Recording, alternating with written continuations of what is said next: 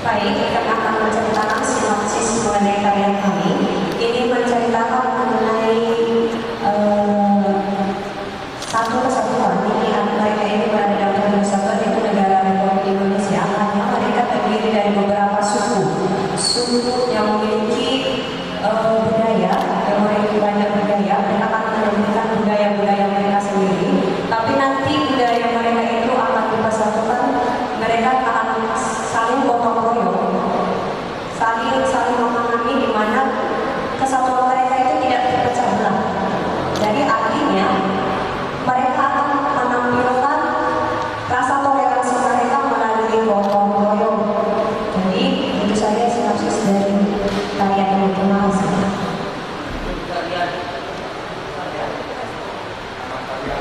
Ya, judul karya ini mengenai gotong royong.